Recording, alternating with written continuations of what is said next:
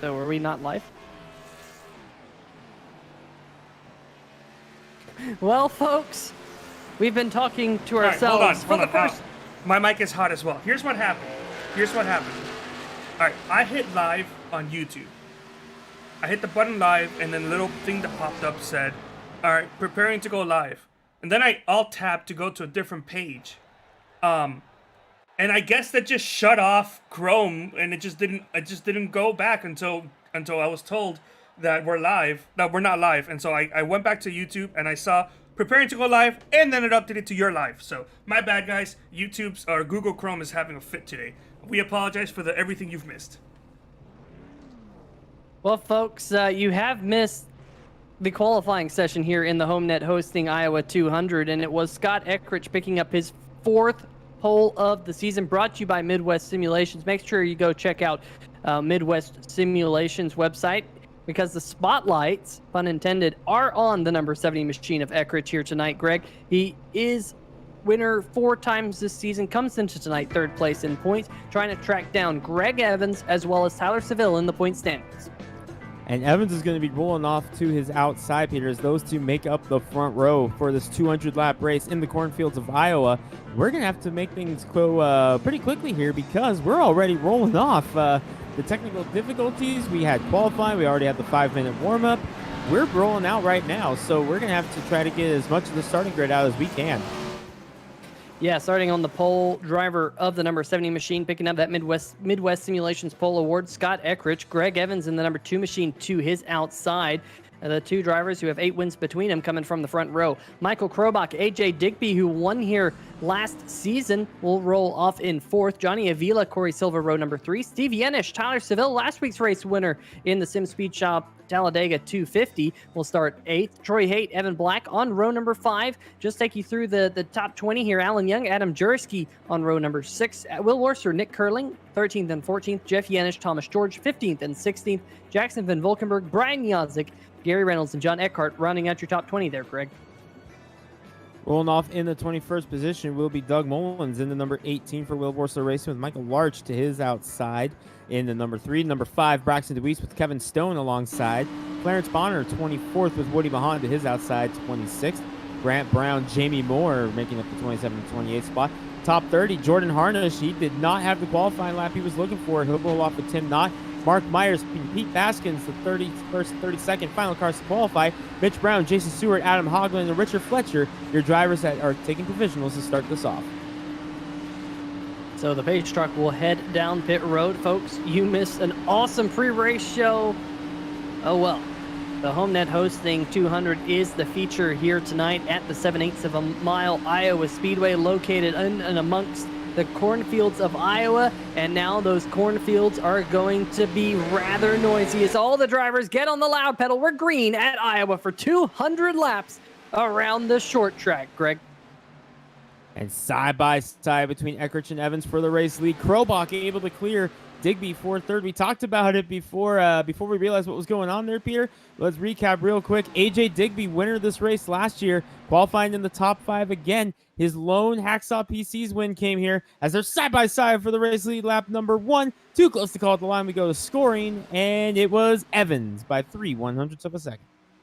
Evans just barely getting ahead of Eckrich, but now Eckrich able to use that low line to just sneak on by the number 2 Chevy Camaro. Great qualifying run for Michael Krobach. It looked like Krobach was going to pick up that Midwest Simulations pole award for quite a long time, because it was probably 3.5 minutes for Greg Evans and Scott Eckrich to finally get rolling out onto the racetrack. But the HPPSimulation.com Ford Mustang, Greg, he's in need of a good run here tonight, entering the point standings in the 10th position. And we get a caution here early on. Got some trouble in turn number 1 and 2. And Doug Mullins has gone around, and looks like the number 39 of Pete Baskins also having a moment. The DMLC Racing Channel Ford Mustang. Let's see if we can figure out what happened here in the first 3 wide TV replay of the night. Taking a look at what happened in turn number 1 on lap number 3. This is coming down the front stretch. E-Mullins in that blue and purple 18 right there. Ooh, a little bit of contact. And a couple other cars collected. Jordan Harnish getting a piece of it. Couple cars hitting the wall. Mitch Brown just barely squeaking through. Cars spinning out in front of him. So this collected quite a few drivers here, Peter. Yeah, I saw Kevin Stone in the Equestra Bank number 17 machine get collected in that one as well. Let's see if we can see what happened here to Pete Baskins, the number 39 DMLC Racing Channel. We got the DMLC Racing Channel in the chat here tonight, and unfortunately just got on the brakes and did all he could, all things considered. Not the end of the world here on a short track. Maybe picking up a little bit of damage did Pete Baskins, but I think he will be able to fight to live another day. Unfortunately, the number 18 machine, Doug Mullins, heavy damage to the wine number 18 machine. Go on board with his teammate there, Richard Fletcher, who was able to just kind of squeak through it. But I'll tell you what, we're going to see a lot of that here tonight, Greg. The fact that this racetrack, and we talked about it there a little while ago, before the fans could join, is that this racetrack is progressively banked. On the bottom side of the racetrack, it's very flat. There's not a whole lot of grip down there. You will be able to use it for, a couple of laps, but as soon as those tires start to wear off, you'll usually see drivers migrate towards the middle groove of this racetrack. And what tends to happen is you get a narrowing, not a real narrowing, but a kind of racing line narrowing on the racetrack, and you'll see drivers on the top side, like where Doug Mullins was, and drivers on the lower line where the number 13 machine of Gary Reynolds Jr. was, and those cars kind of just come together, and you get that here at this racetrack. So it's really important early on for drivers to get a feel for how the other cars are racing around them that they might not have had in practice to the extent they will have in the race. And it's going to be very interesting to watch how these drivers attack this racetrack as they narrowing out, like you talked about, happens throughout the course of the race. Expected fuel run is just about half of the race. We're going 200 laps here tonight. Fuel is expected to last the full tank about 100 to 105 laps here. So with that said, might only see one pit stop for these guys as this race wears on. So with that being in the cards, by the time they get towards the end of this race, those tires from that pit stop might be pretty worn out, and you'll see guys really trying different things by the end, just trying something to be able to keep the tires on just long enough to get to the checker flag. We did have a couple of drivers in the back part of the track, as my dog says hi. Come down and pit there, Greg. Couple of drivers deep in the field getting some damage repaired early on pit road, but nothing doing up at the front. Eckridge and Evans trading the lead on those first couple of laps, and it'll be Eckridge once again in control this time. Evans to his outside. Krobach, Digby, Silva, your top five. Johnny Avila, we talked about him a little bit in the after dark, before dark. What do you want to call that pre-race show? We talked about him a little bit. Always a lot of speed here in that number 63. We'll see if he can break through and get that first win in that Chevy Camaro. Tyler Seville and Steve Yenish rounding out the top 10. Seville, 2 wins on the year, including last week at Talladega. Yenish has had a lot of speed, still looking for that first win as the green flag back in the air as Eckridge gets the jump. Yeah, we're back racing here at the Iowa Speedway as they head off into turn number 1. Oh, contact between the 72 of Michael Krobach and the number 2 of Evans. Evans able to sneak on through, but a little bit of a stack up back behind him. That is the bright blue number 94 of Corey Silva there, stuck in the middle. Johnny Avila all the way to the top side of the racetrack. We're going to be 3 wide coming out of turn number 4, and a big wiggle out the back of the number 14 of Digby. Going back to that point, this racetrack progressively banked. Bottom side of the racetrack is relatively flat. You get a lot more wheel spin down there, Greg, because the car is just not loaded up as much as it is with the more banking that you get in the higher grooves. So it tends to be pretty slippery down there on the inside line. That's what we saw out of Digby right there. And that's why you'd like to see a lot of guys running the top at the beginning of these runs and gradually making their way down to the bottom as the race wears on. As Digby, you see now he's got the car back under control. He's trying to fight his way back up to the top. He's going to be able to clear Corey Silva off of turn number 2 and try to hold him off. Now Steve Yanish making a move to the inside. And there, meanwhile, behind him, Evan Black on the inside of Alan Young as they battle it out for the 10th position. But things beginning to settle down now here, Peter. Single file for the top 9 drivers. Make it 10 as we have a battle between Will Worsler and Evan Black now. That's your first side-by-side battle. Give it to Worsler off of 2. Yeah, that number 29 machine qualified outside the top 10. I know will be trying to charge his way up towards the front. They're still side by side. Evan Black now fighting back out of turn number 4 using the high line. That is a battle for the 11th position as they stand. Meanwhile, back behind them, Thomas George, the number 88. We said that he would be charging to the front. He's 16th, but the number 9 machine of Adam Hogland has gone around. The bright orange machine has brought out caution flag number 2. Let's see if we can figure out what went down to bring out the second caution flag of the night here on 3 Wide TV. And our second replay of the night going on board right here, going off into the corner. Let's see if we can see. There's trouble up ahead. Man, did the number 9 machine get on 2 wheels? Yeah, looked like it. He was tumbling. That was on board with Woody Mahan, and then the number 84 saw what he saw. Let's see if we can pick up the 9 of Hogland here, because that car was on his lid coming down into turn number 1. Let's see what happens here. Went off. There's a little bit of contact. Oh! Yeah, that's that track narrowing again, right there. That racing line narrowing, and unfortunately for Hogland, he backed out of it to not get into, I think, Jamie Moore it was, and unfortunately, I don't think there was really anywhere for Grant Brown to go, and the Jerky Lodge Ford Mustang got into the back of him, and a lot of heavy damage to the front end of the Jerky Lodge Ford, and a lot of heavy damage as well to the number 9 machine. So under our second caution of the night, Adam Hogland and Grant Brown having caution or contact. We go on board now with Kevin Stone in the 17. And he just barely clips Hogland there right at the end of that incident. Now, there was a lot of heavy damage on that one, Greg. For Hogland, as well as I think Kevin Stone got another piece of that one in the number 17 Equestra Bank. He's been involved in both accidents here tonight.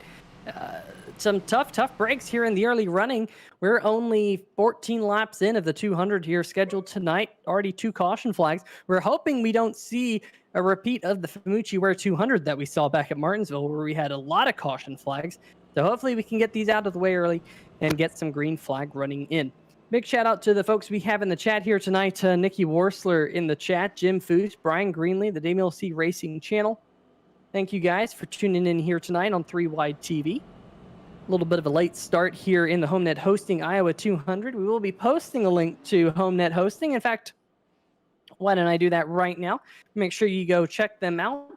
Located around the Cleveland area. They have a Facebook page. Make sure you like and follow their Facebook page as well while you're at it. And if you're in the market for getting a website hosted, go check out our friends over at Homenet Hosting, one of the sponsors here of the American Sim Racing Series, Hacksaw PC's Premier Cup Series. And I'll tell you what, Greg, I've been sporting one of those Hacksaw PCs myself for about the last 3 or 4 months and absolutely love it. Make sure you check out Hacksaw PCs if you're in the market for a new PC. Times are tough right now. I'm sure that the folks over at Hacksaw PCs will tell you that when it comes to getting a new PC with the chip shortage and the graphics card shortage and all of that. But make sure you check them out because I'll tell you what, they work hard for their customers, harder than anyone else in the computer world. I know that for a fact. I've worked with a couple of people, and I can't be happier with my current Hacksaw PC. It's absolutely awesome, Rick. So make sure you check them out, as well as Homenet Hosting. So a couple of computer-based sponsors here tonight, Greg. But the good news is we're about to go back green here. It'll be lap number 17 when we get the green flag once again. It's awesome to have such great partners, Peter, that are able to bring us this awesome racing every Wednesday night with the Hacksaw PC's Premier Series. A huge thank you to all of our great partners who make it possible to be able to do this every Wednesday night. But the Chevy Silverado pulls in, Scott Eckridge goes off, and here we go, back underway. Krobach is going to get the nose in front of Evans on the restart there. He's going to clear him into second, but Evans is going to fight back on the outside. But Krobach able to settle it down off of turn 2. New second-place driver, it's Michael Krobach. Yeah, how about that number 72 machine? I know we talked a little while ago, Greg, you and I, about how that number 72 needs a good run. Well, he's getting it here tonight. Just hasn't quite had the luck, hasn't quite had the finishes we typically see out of Michael Krobach. He is inside the top 10 in points in the HPPsimulation.com Ford, but only just entering the night 10th place in points. And now we'll see what he can do with Scott Eckrich, the next car in front of him, and see if he can hold the hard charging number 2, 63, and 94 back behind him. Those cars are your top 5 as they run. How about Braxton DeWeese, the number 5 machine, Greg? We mentioned that he started well back in the field here tonight. He's already up inside the top 10 in the number 5 machine, and he's one of those drivers who's a hard charger, and we know he's going to be fast here on the short tracks. 23rd starting position to currently 10th on the inside of Evan Black for 9th right now. Braxton DeWeese, he is trying to make his way up to the front as quickly as he can. Remember, he was leading at Martinsville. He wants to show that he can get it done here, and he wants to do it on a short track, no doubt. Here he is running in the top 10. Fantastic run to start things off for DeWeese. There you see him in that red and black Blaze Designs number 5 Camaro, lurking on the back of Evan Black with Thomas George right behind him. Then you find Brian Yazik and Jeff Yanish battling it out for 12th behind him. But again, after a couple laps, seems like things really begin to settle down. Oh, as I say that, battle for second. Greg Evans back to work on Krobach. Yeah, and that number 2 machine, he's going to send it off into turn number 3, take away that position, move Krobach back to 3rd into the clutches of the yellow and black number 63 of Johnny Avila. Here is Braxton DeWeese continuing his march towards the front. He just got 9th position from last year's winner of this race, AJ Digby, who qualified all the way in the 4th position. He's now back to 10th. Evan Black, he's going to lose a position to Braxton DeWeese, so move him back to 9th. DeWeese, 15 positions gained here in the first 22 laps. Extremely impressive start by the Blaze Designs number 5 Chevy Camaro. And then look at the number 88 there, Thomas George, a little bit further back in this picture. He's trying to pick up some positions as well. Greg, I know you and I mentioned that he would be one of those drivers to watch out for in his Freightliner machine. Great run so far for him. And a couple other drivers are plus double digits already in the field, and it's 2 guys we're very used to seeing here in the series. Jordan Harnish into number 27. We talked about him not getting the qualifying run he wanted. He's up 11 spots in the number 27, up into the 18th spot after starting 29th. But Mitch Brown just got around Nick Curling. Mitch Brown is now plus 14 positions as he just took the 19th position away from Curling. He started all the way back in 33rd after not posting a qualifying lap. We got a couple drivers making some pretty serious headway here through the field. There's Harnish in that 27 with Brown right behind him. Yeah, this racetrack is one of those racetracks that's very polarizing. I think a lot of drivers like Iowa Speedway. They like racing here. It lends itself to some good side-by-side racing and includes some of that short track action that you see on short tracks across the United States. However, you got some drivers that really don't like it. I know Mitch Brown, he's one of those drivers. He's charging up through the field. I wonder if this is one of those tracks that he really likes. You always seem to do better at those racetracks that you like. It's a driver preference thing, right, Greg? You kind of find your own way to drive these racetracks. Each driver is just slightly different in the way they attack the racetrack. And, you can gain positions pretty quickly or you can lose positions pretty quickly. But at least for Mitch Brown, he's up there inside the top 20 right now. Braxton DeWeese is trying to run down Adam Jersky in the number 69 machine as you see Jackson Van Volkenberg and Will Warser do battle. This is a battle for the 14th position right now. In front of them, they're side by side. Jeff Yenish and Thomas George, at least they were. Looks like Yazik going to hold on to the 11th position. Yazik was one of those drivers, Greg, that we noted that he started a little bit further back in the field. 18th position here tonight. Picked up 7 here in the first 28 laps. Pretty good for Brian Young so far. Kind of a race of comers and goers so far. You've got some drivers that have really been making headway through the field, and then you've got some drivers who have kind of fallen back from their starting spot. I mean, you look at guys like, we mentioned DeWeese, we mentioned Brown and Harnish, guys making forward progress. But then you look at guys like Digby. He's -6 from the start. 4th to 10th. Troy Haight started inside the top 10. He's back to 16th now. Tyler Seville started 8th and is falling back to 21st. So you're seeing a few different drivers have a few different things of luck. Going back to that point you mentioned earlier, contact between Mitch Brown and Clarence Bonner, and that's kind of who I was getting ready to talk about. You meant going back to that point earlier about Mitch Brown, and maybe this is one of those tracks that he likes and how you drive each track different, and you have those tracks you like and the tracks you don't. This Mitch Brown is a short track guy, Peter. He knows how to get it done on the short track, so I'm not at all surprised to see him doing it. Clarence Bonner coming down to pit road, though, in the number 99, that Jeff Burton inspired number 99 Patriot Sports Graphics and Media Toyota coming down pit road.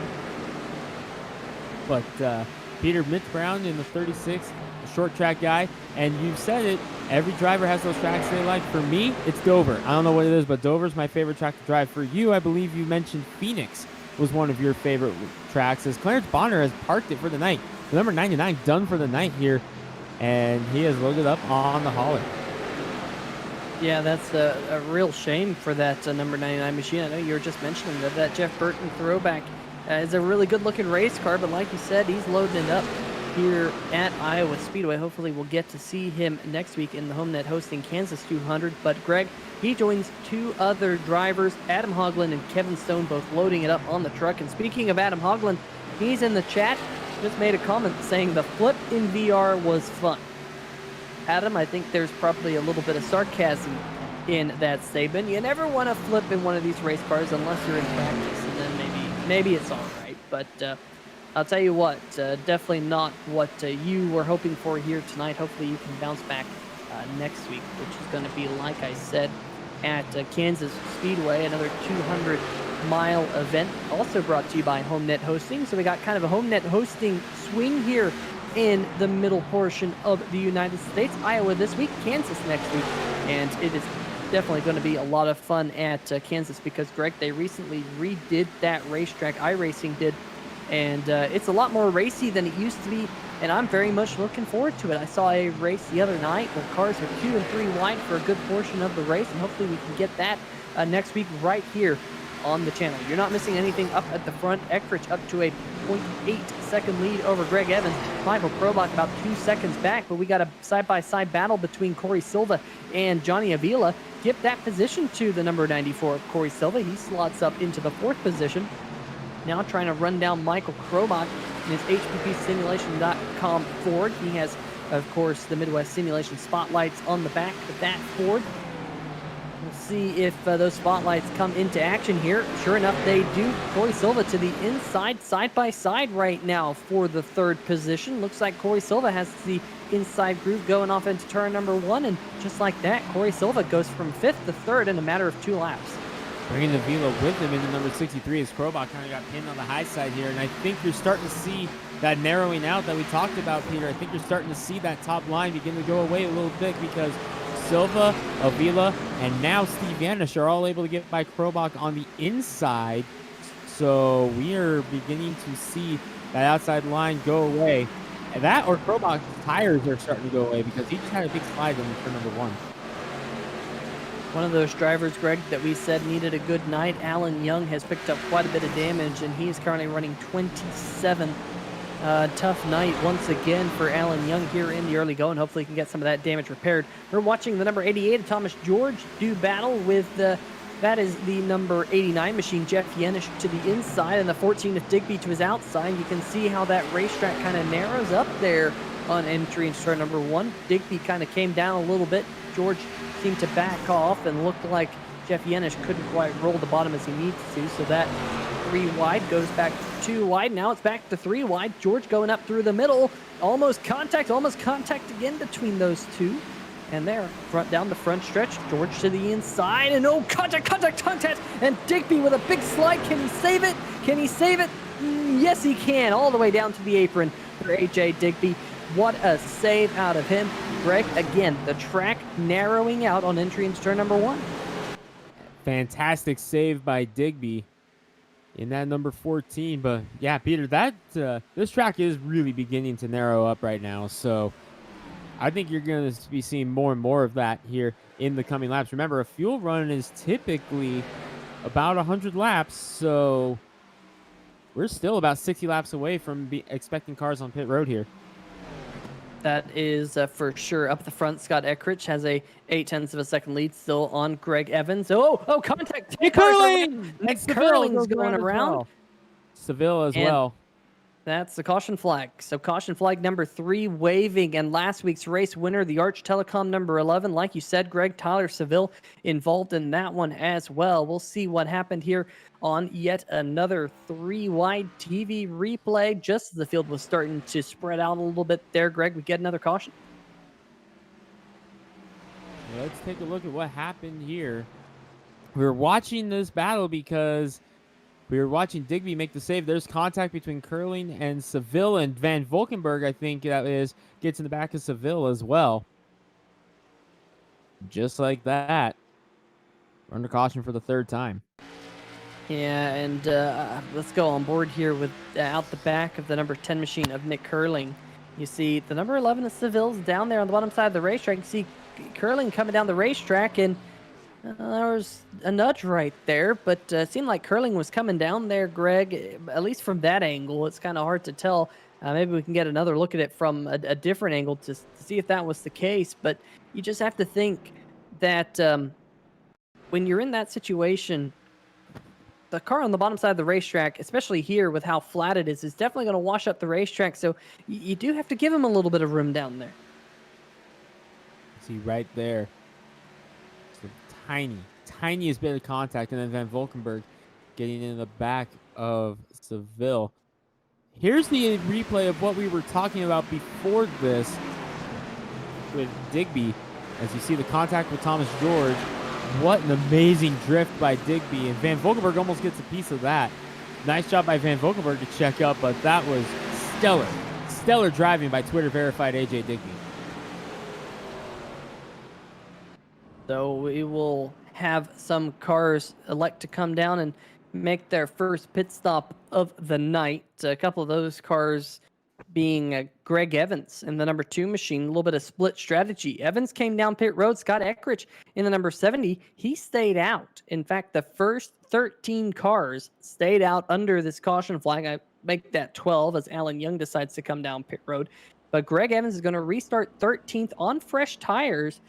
Greg, I think he's going to be able to use those fresh tires to his advantage, as well as Johnny Avila, Corey Silva, Steve Yenish, Braxton DeWeese, Adam Jersky, Evan Black, and a bunch of others who elected to come down and make their first pit stop here tonight. And you have to remember, tire limits here in the American Sim Racing Series.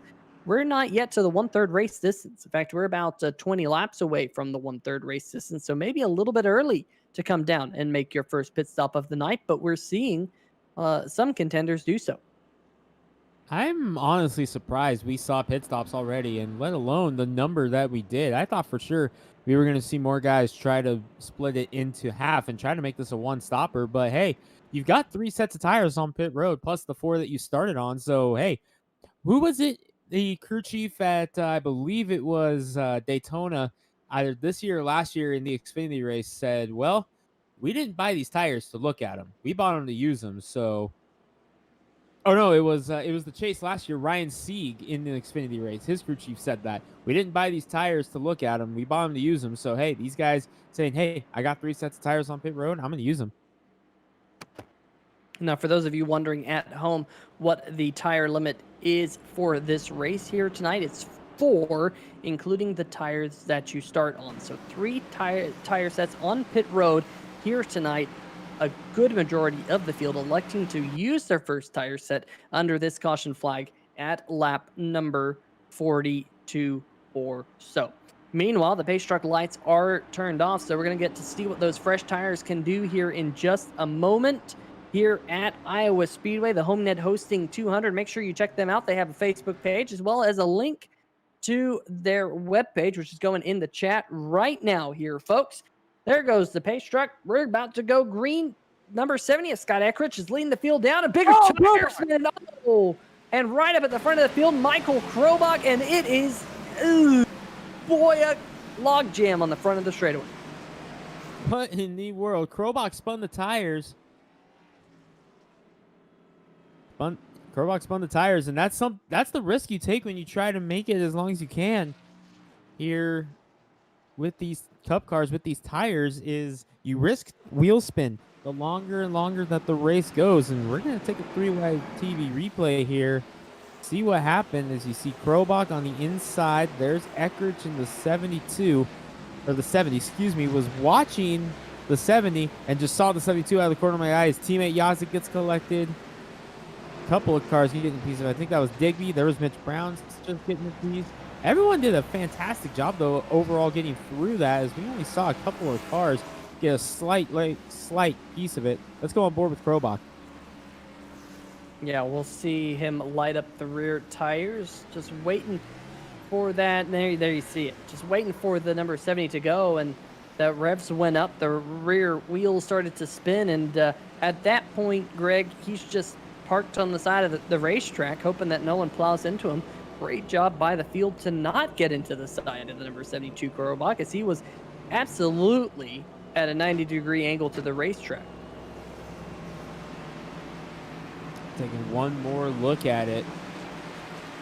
See Yazik get a piece. Look at Jordan Harnish just barely squeak through that as the rest of the field goes through. If we can possibly get a look on board with Jordan Harnish, I want to see what he saw as he went low and then had to shoot to the high side to try to get around his teammate. Remember, Harnish was one of those guys we were talking about that was trying to make his way forward after kind of a disappointing qualifying effort. You see him right there, third in line on the outside, that yellow and blue cheesecake car. Just barely squeaking through there. Fantastic job by Harnish to get by.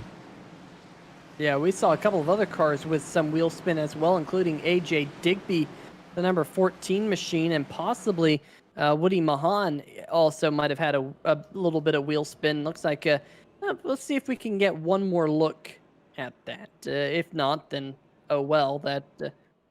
That'll be it. But I know I saw a lot of wheel spin out the back of the number 14 machine of AJ Digby on the restart. Here's Grant Brown. Let's get a look at what happened to Grant. He was able to just I think sneak through this. Ooh boy, cars basically going everywhere.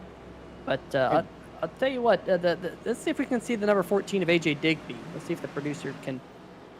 Real quick, Peter, while we key up the Digby look, I want to just hit on Grant Brown for just a moment. Talking with his crew, in communications with him, they are down 300 horsepower from that incident at the start of the race with Hoagland. So Grant Brown already is just trying to hold on at this point. I think a hit there would have probably finished him off. As you see, here is Digby in the 14. Forster checking up. Ooh, contact there with Stewart, and wow. Yeah, you can see when he just like lurched off to the right at about a 15-20 degree angle to the right. That's when he had his own wheel spin issues. So if that tells me one thing, Greg, we still have some cars out on the racetrack right now have yet to come down and take tires, including Brian Yazik, Scott Eckrich.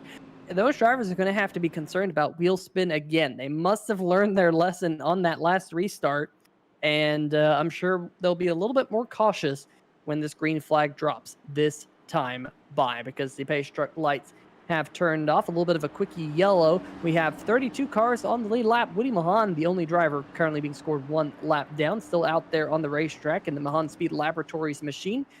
Pace truck going to make the hard left turn. There it goes onto pit road.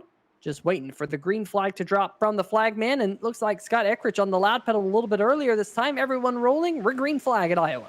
I'm a little worried about that 55 of Yazik, Peter, because he got a piece of Krobach, his teammate, as he spun out the track there, and you're seeing those fresher tires of Evans already make a way up. Yeah, I'm watching a little bit further back in the pack. Look at Braxton DeWeese, the number 5 machine. He's slicing his way up to the front on the fresher tires. I'm seeing 3, almost 4 wide going through turn number 1 and 2 right now. I've been watching the number 14 of AJ Digby as he slides back through the field. He's on the older tires. And remember, Greg, how he won last year here at Iowa.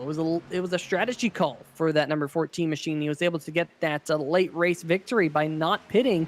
Maybe he's thinking about, just going off strategy again here tonight, because that's what got him to victory lane last year at this racetrack. Braxton DeWeese dropping down to the bottom side of the racetrack in the number 5 machine. There's Adam Dursky, the bright green number 69 machine, racing right behind the number 88 machine that's back there. That is Thomas George. He's trying to get himself back up towards the top 10. But Wow, up at the front of the field, Greg Evans just took away the race lead from Scott Eckrich, new race leader in the number 2 machine. That's what 4 fresh Goodyear tires can do for you right there as Evans rockets through the field. Remember, not that past restart, but the restart before. He was 13th, and here he is already back up into the race lead. Greg Evans on a rail right now trying to pull away from Eckrich and company. Johnny Avila up to 3rd now as he gets around Yazik. He's also on those fresh tires. He's trying to make his way back up and contend with these guys, and he's bringing Deweese with him. Braxton Deweese in the number 5. Trying to get around Yazik as we take a look. They're live on the bottom and side by side. This is the replay for the race lead on the outside. Yeah, that number 2 machine, those fresh tires just blasting around the outside.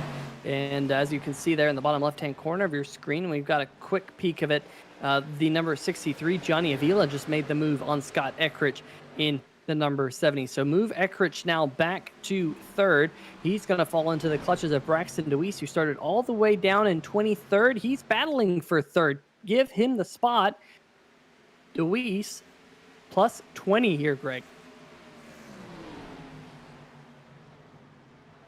Deweese has shown speed on the short tracks. Limited starts here in the Hacksaw PC's Premier Series, but he is showing that he can do it on the short track. 3 drivers started well outside the top 10 or in the top 10 right now, Peter. Yazik in the number 55. Unfortunately, he's going the wrong way on the pylon because he is yet to pit. He's back to 7th now. Steve Yenish is trying to get to the inside. With him is Mitch Brown, who started 33rd position after electing to not qualify.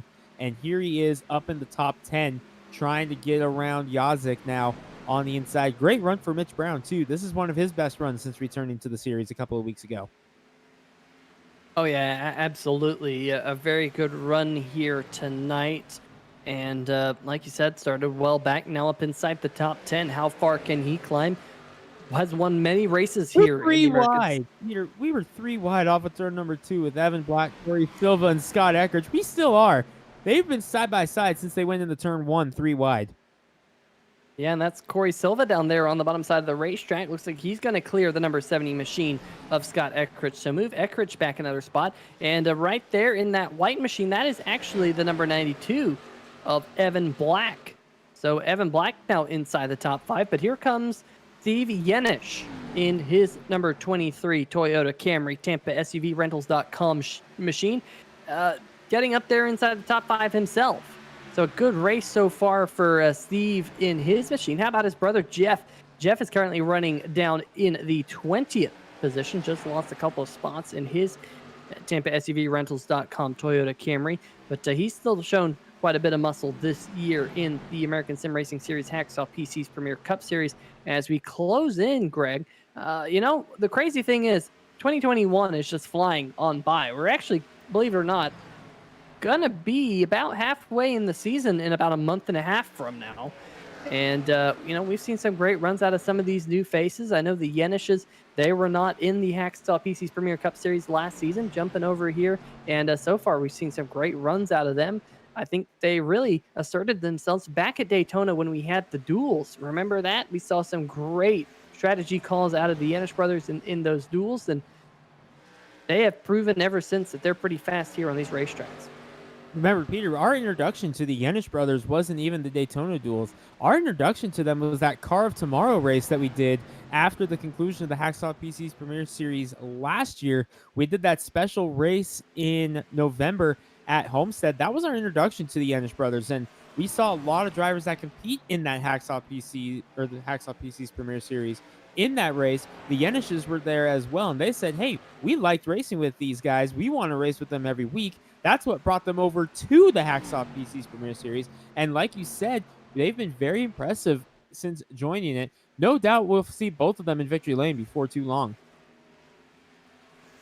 That is for sure. Steve currently in the 6th spot right behind Evan Black. I misspoke a little bit earlier saying he was inside the top 5, at least not at this current juncture of the race. Mitch Brown now up to 7th. Adam Jersky in 8th. Thomas George in 9th. And rounding out your top 10 right now, the number 28 machine of Troy Haight. He needs a good run. He hasn't seemed to have a whole lot of luck here in the first 10 races or so of the season. And the P&N Water Filters Chevrolet. We're looking right now a little bit further back in the pack. A couple of these drivers on older tires, including Brian Yazik, who's leading a little train of cars. You see Will Horsler up there, just a little bit ahead of this battle. There you see the number 13 machine. That is Gary Reynolds Jr., the iHeartRadio machine there, kind of at the top of your screen. But some good battles back here, Greg. These are some of the cars that haven't taken tires. And for Gary Reynolds Jr. in the number 13 machine, he finds him 10 seconds now behind the race leader, Greg Evans. Reynolds in the number 13. Just having a very solid run mid-pack right now, getting around, I believe. Nope, he's in the battle with Michael Krobach, who's trying to fight his way back up through the field after having that heartbreaking tire spin on that previous restart. And he's now going to the outside of his teammate, Jordan Harnish, who kind of has stalled out a little bit, Peter. He was making some very solid headway early in the race, but the number 27 is kind of stalled out here. As you watch Grant Brown in the 00, remember, Brown down about 300 horsepower after the initial incident with Hogland, and Brown since then has just kind of been trying to fight out the rest of the race. Still sitting in the 20th position. He's just trying to salvage whatever he can get right now. Yeah, I gotta say, for being down 300 horsepower, that is not half bad. Gary Reynolds Jr. just had a big slide in turn number 2, almost contact with driver of the number 45, John Eckhart, in the very good-looking number 45 Camping World Toyota as he flashes across the start-finish line right there at the top of your screen. But we're focusing there on the number 27. Jordan Harnish has some pretty significant rear-end damage in his Ford Mustang, and just definitely not been the night we have seen out or have come to expect out of the number 27 machine here tonight. The Beef Jerseys Cheesecakes Emporium Mustang right there doing battle with the number 89 there of Jeff Yanish, the other Yanish brother. His brother is currently running in the 6th position. We just highlighted him a little while ago, but this side-by-side action raging on here at the Iowa Speedway. That's what we've come to expect out of this racetrack. You expect to see battles all over the racetrack, Peter, and what's amazing is really we're only beginning to see lap traffic fill the windshield for the very first time of the race leader, as Alan Young, the last car on the lead lap right now in 32nd position. He's still about a straightaway ahead, but here we are. We have not yet seen lap traffic come into play, and we're still quite a few laps away from seeing that happen, but we haven't seen it yet. When that does happen, though, this is going to throw a wrench into some of these guys' plans, especially the guys back here in this battle for, say, 7th right now. You've got Brown, Jersky, and George all battling it out right now. Once they get into lap traffic and you see those side-by-side battles now have to pick their way through lap traffic as George gets a run inside of Jersky in the turn number 3, that's really when you're going to see this race start to change, I think. Yeah, I think we might start to see this race change here in about 25 laps or so. If we can stay green flag, now that's probably the kiss of death for the green flag folks. But if we can stay green flag, we're going to have to start talking, Greg, about green flag pit stops for some of the drivers who've yet to come down pit road. That group is led by Scott Eckrich and the number 70 machine. Eckrich right now is running in the 12th position, about 9 seconds behind your race leader. Other drivers who haven't yet pit here tonight include Brian Yazik, the number 55 machine. He's 16th. Will Worsler in the 29 machine, 17th. Jackson Van Volkenberg, 19th. Those drivers, you would think, Greg, they can go, like you said, maybe another 25, maybe even another 35 laps here before they absolutely have to come down pit road to take on fuel. But for those drivers, they're on older tires. They're losing ground to the race leader, and we know that they at least have to make one more pit stop here tonight to make it to the end of the race, as does basically everyone else in the field. So maybe they're not at a disadvantage there exactly, but they're definitely at a disadvantage on the stop clock right now. For the moment, yes, but I think that's going to turn into an advantage later because they will have an extra set of tires to work with. Here is as we get into nitty-gritty time, as a lot of these guys have yet to come down pit road. They still have all 3 sets of tires down there. When these guys come down pit road that have already made their stops, guys like Evans, Avila, DeWeese, Silva, and company, they will only have 1 set of tires left in case something happens to them in the second half.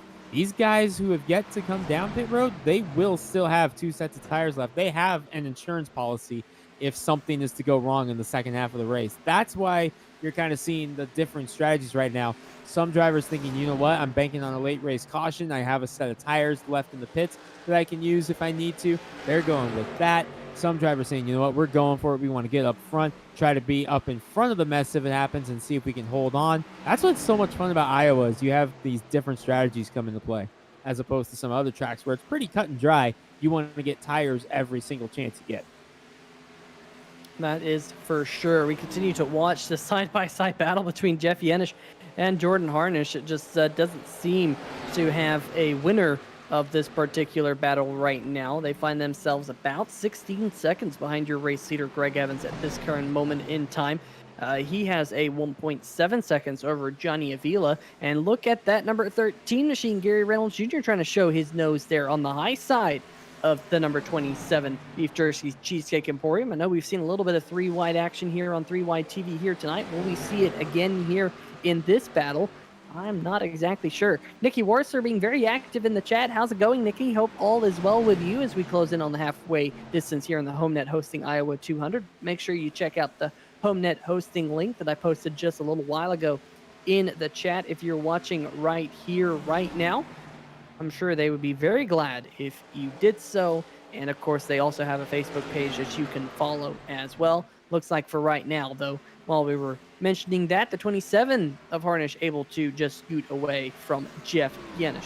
Here's the number 88 machine. That is Thomas George. He has cracked the top 10, running in the 9th position, having a little bit of issues right there with Mitch Brown. And there was some really good things to say about Mitch Brown by the race admins a couple of races ago. Greg, he had some connection issues mid-race. He came down pit road and actually waited it out on pit road, lost a couple of laps, much to his dismay, but he got back out there running, got a couple of those laps back with some caution flags. Unfortunately, didn't exactly get all of them back, but kind of waited until his internet connection kind of mellowed out, got back out there on the racetrack, and hopefully we don't see those connection issues here again tonight, just having a little bit of a blink right there, but looks like Mitch Brown out there on the racetrack inside the top 10 right now at this current moment in time. But I'll tell you what, Greg, definitely going to be an interesting run in to the checkered flag here tonight, especially with the fact that we know that we got some drivers here running a little bit low on fuel. Yeah, we're getting close to some of these guys having to come in for fuel. We're about 15, 20 laps away, maybe 25, because we did have quite a few caution laps in the first stage of this race. That may have bought them an extra 3-4 laps under green of fuel, but we are getting close to seeing pit stops. As a matter of fact, we are seeing pit stops. Alan Young into number 24 coming down pit road, and he has a lot of damage on the rear of the car as well. Remember, no fast repairs for these drivers. If they get damaged, they're stuck with it for the rest of the race. Is Young taking his tires now from the 33rd spot? Nope, he's loading up on the trailer. Oh, nope, he's back in. I saw a little bit of a blink, maybe a little bit of a connection issue on Alan Young. But does look like he's going to be able to make it back out there, but he's going to lose a couple laps. Yeah, he is currently in his pit stall right now, just waiting to get back out there on the racetrack. That number 24 has picked up a decent amount of damage here tonight. And like we mentioned earlier tonight, Greg, Alan Young has been looking for a little bit, a glimpse of good luck here in this championship, and really has yet to find it this season, at least consistently. And here again, a really dinged up race car, and that crew trying to repair it all they can, but he still sits motionless. And we're hearing now that he has taken it behind the wall. Alan Young, night done just a little bit before the halfway mark. And speaking of the halfway mark, we are just closing in about 12 laps, make that 11 laps away from the halfway mark. Greg Evans has caught some lap traffic out there as we continue to see. It seems like all the action right now is around the number 27 of Jordan Harnish, but he's not all too far in front of our race leader, Greg Evans, who is just about a straightaway behind this battle that we're watching right now. And Greg Evans is wondering if he gets up to that battle, just how is he going to be able to get through it? He's got some traffic to get by, though, beforehand. Next up will be Mark Myers in the 04, 29th on the board right now, as he's already gotten around Knott and Fletcher. to put them a lap down. And he's got a 1.7 second advantage over second place Johnny Avila. Braxton DeWeese in third right now. Two drivers, Peter, second and third. We're looking for that first Hacksaw PC Premier Series victory. But one of the longtime stalwarts of the series, he's creeping up behind them. Right there, you see him in the blue and orange car. That's Corey Silva making his way back up. Yeah, Corey Silva, I know we've been really impressed with him, Greg. He really has been the Mr. Consistency, if you will, so far this season. Hasn't been winning any races, but he's always able to finish up there near the top 5. I know he had a couple of races a few weeks ago. I think Martinsville was one of them, where he kind of had 2 back-to-back bad races, but don't count him out, ever. Because if just a little bit of good luck goes his way, he could end up in victory lane with the fact that he has quite a few good finishes to his name this season. In fact, looking at the standings, Silva coming into tonight, 4th place in points, has only 2 top 5s, but has 6 top 10s so far this season. And most of his top 10s have been 6th or 7th place finishes. So keep an eye on that number 94 here tonight as these laps continue to click on by. Looking back at this battle, we can't seem to get away from him. There's Grant Brown there with all of his front end damage there, Greg. We'd highlighted the fact that he was running in the 20th with being down 300 horsepower, but right now he's lost 1 spot to the 27 of Harnish and about to lose another here to the number 89 of Jeff Yenish. This is looks like Grant Brown got a chunk of the wall coming out of turn number 2. But this is currently the battle for the 21st position out there on the racetrack, and really the best battle for position out there. Got Jason Stewart behind him, as well as Reynolds able to get to the inside. Here comes Eckhart to the inside of the Stu in turn number 1. And AJ Digby into number 14, Peter. And for the run that he had last week and the run it looked like he was going to have early, the momentum he had on his side, this has just been a disappointing night for AJ Digby. It started with that big slide, and he just has yet to recover. Hopefully when he gets down and gets those tires, he's able to find that groove that he was in early in the race. And going back to last year, because this has just been a disappointing night for AJ Digby in the number 14, as he's been at the tail end of this group right now, trying to get around Grant Brown. There's Eckhart to the inside. Digby trying to get a run on the outside of John Eckhart. It's been a disappointing night for Digby. While we watched this battle, Corey Silva was able to catch up to Braxton DeWeese. DeWeese had a little bit of a bobble and opened up the inside door for the number 94 Chevrolet, but for right now, looks like DeWeese is able to hold on to that spot. We're on board the number 5 machine, looking out back at the front end of Silva. You see Silva trying to get a little bit of clean air on the nose, get a little bit extra downforce on the front of his Chevrolet, but DeWeese holding strong right now on the high line. Johnny Avila is only about 0.7 of a second in front of this battle. You have to go another 2.25 seconds up the road to the number 2 machine of Greg Evans, who is pacing the field. Meanwhile, 3 wide back behind them. This is a battle for position as well as they go around Richard Fletcher in the 43. Yeah, Evan Black in the number 92 trying to hold off Steve Yenish for 5th right now. And Peter, I'm impressed with Evan Black so far. Doing a great job. He's another one of those guys who has not had a whole lot of luck, and that goes back to last year as well. A lot of disappointing luck for Black. Here he is with a nice top 5 run, though, as he watches Corey Silva get by DeWeese for 3rd on the outside, trying to track down Avila now, but Black able to hold off Yenish right now for that 5th spot. I'm impressed with Evan Black thus far in this first half of this race, because we are halfway this time by, as Greg Evans is going to cross the stripe. 1 century grind down, 1 century grind to go. Well, you have to remember, Greg, Evan Black had a big standout race a couple weeks back at Martinsville in that number 92 machine, finished up on the podium, and really was upbeat after that one. And I know this racetrack doesn't race exactly like Martinsville, but it's another short track. And, you know, he's definitely going to be very, very quick on these short tracks as well. And he's also had just overall some really good finishes here on the channel. We saw him really fast at Richmond. And you remember, Greg, that Iowa Speedway was put together with by Rusty Wallace, and he wanted to kind of make the racetrack like Richmond. And in fact, it was Richmond where Evan Black got a podium finish, 3rd place here on 3 Wide TV. And so here again, I'm not all too surprised that Evan Black is having a strong run. Some of these guys, the short tracks just bring the best out in them. Evan Black clearly showing that he's one of those guys. Again, we talked about Mitch Brown being able to have a good short track run as well. As we have pit stops underway, Peter, we are finally seeing our guys right around when we expected, beginning to make their way down pit road.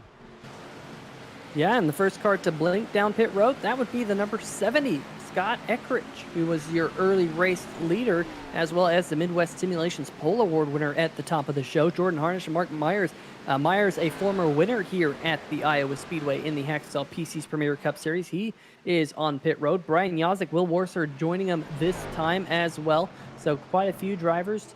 That group of cars, Greg, who did not pit under that caution flag around lap number 43, all coming down here as we have a 50 lap or so green flag run. And right on schedule with what we thought those guys who stayed out were going to do. We said when they stayed out, we thought they were going to try to make it to the halfway point or a little bit behind that halfway point. 5 laps past halfway, you're seeing them come down. Hey, Greg, I'm getting big news. Scott Eckridge in the number 70 machine.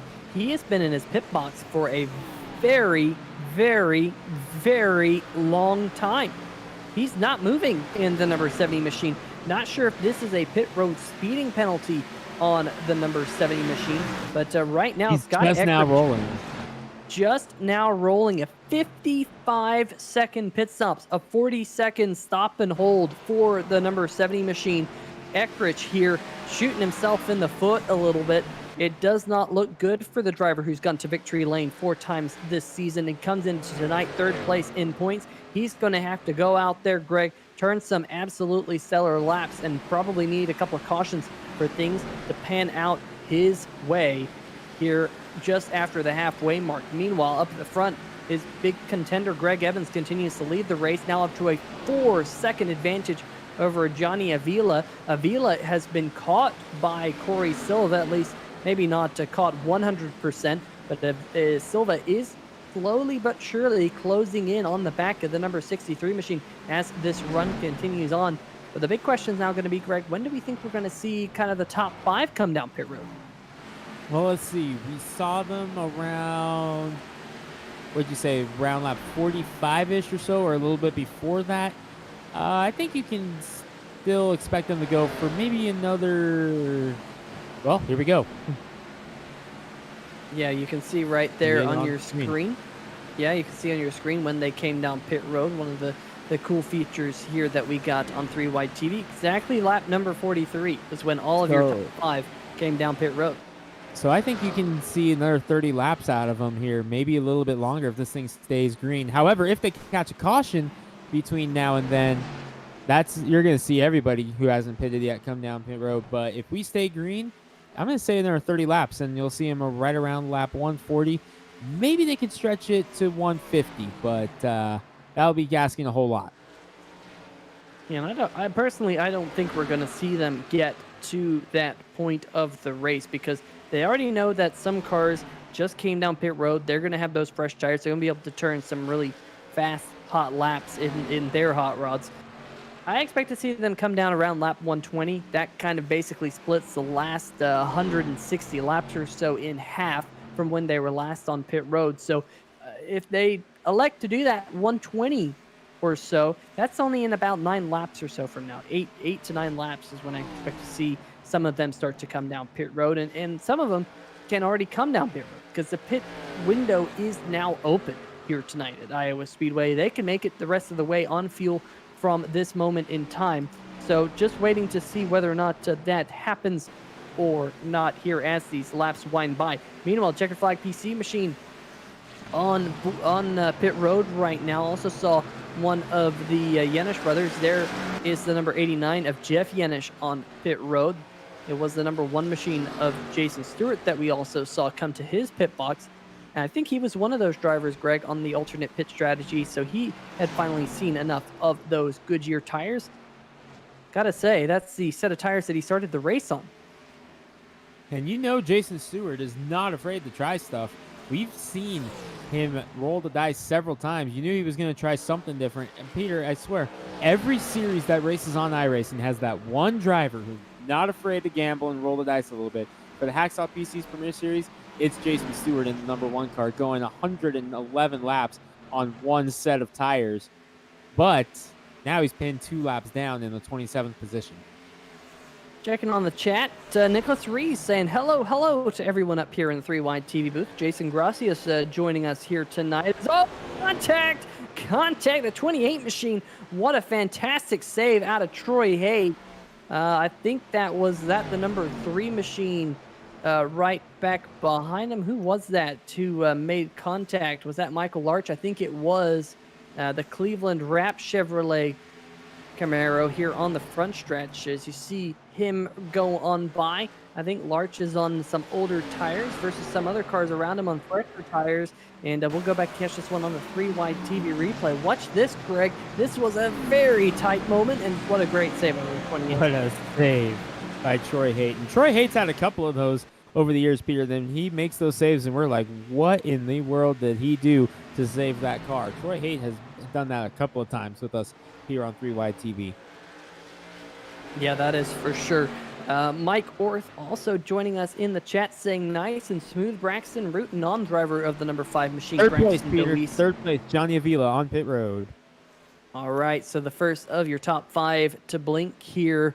The number 63 machine coming down to pit road right on lap number 118. A little bit earlier than I thought, but not significantly earlier than what I had expected to see. You see the number 10 and Nick Curling getting to the inside of the P&N water filters machine there on the right-hand side of your screen as we continue to see a disparity between the fresh tire and the old tires on several of these race cars.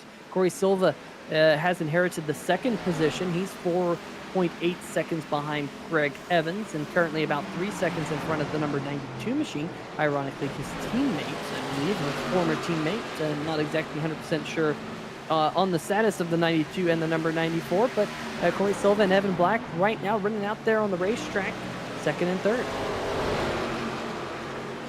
As Eckrich gets a lap back, but the bad news for him, Peter, that's 1 lap back. He still needs to get 2 laps back, so Eckrich is going to need a lot of help to make it happen here. Braxton Deweese is called out.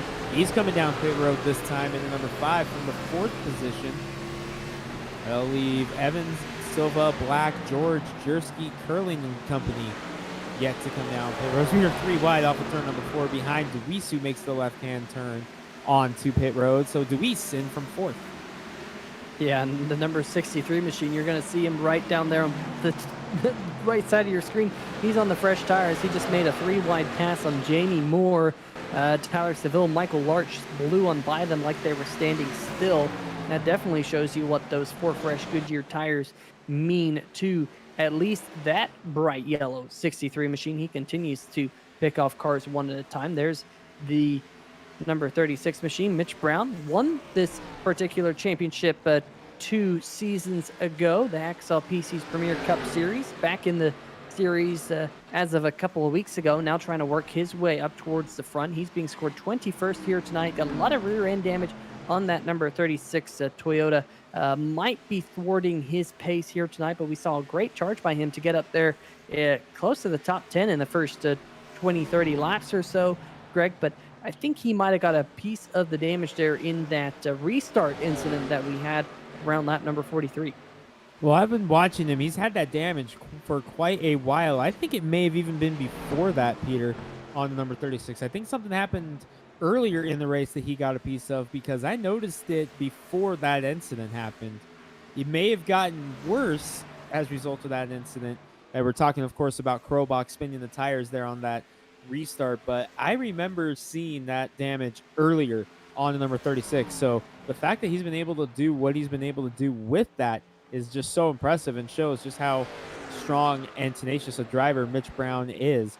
They're all chasing Greg Evans, though, who has, I think, surpassed Scott Eckrich for most laps led here tonight, as he got the lead a little bit past lap 50 and has not looked back since.